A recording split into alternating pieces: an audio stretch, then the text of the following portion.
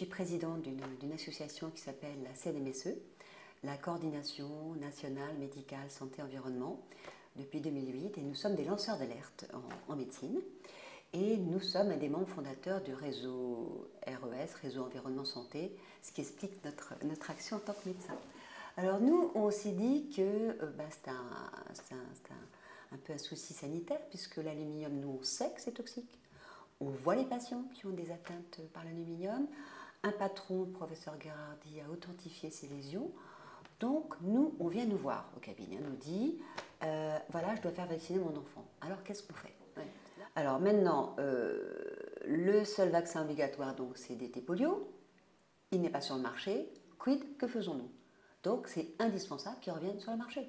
Et en plus, sans aluminium, bien sûr. Donc, et il faut savoir que ces vaccins étaient déjà sur le marché. Donc, on demande à ce qu'un nouveau diphtérie tétanos polio soit sur le marché sans aluminium.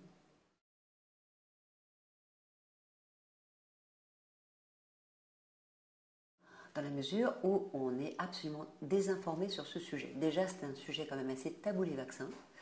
Mais là, ce qu'il y a dans un vaccin, les adjuvants, les conservateurs, etc., en fait, on est très peu à vraiment bien savoir ce qui se passe dedans, parce qu'il faut savoir que ça a évolué, ça évolue régulièrement, donc il faut se mettre à jour et on n'a pas forcément l'information.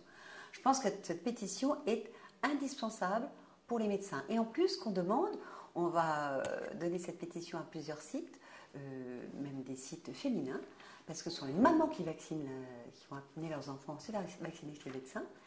Et c'est important que les mamans puissent dire à leur médecin, ben voilà, nous, on est au courant d'une pétition. Est-ce que vous pourriez signer cette pétition qui, regardez, les médecins parlent aux médecins.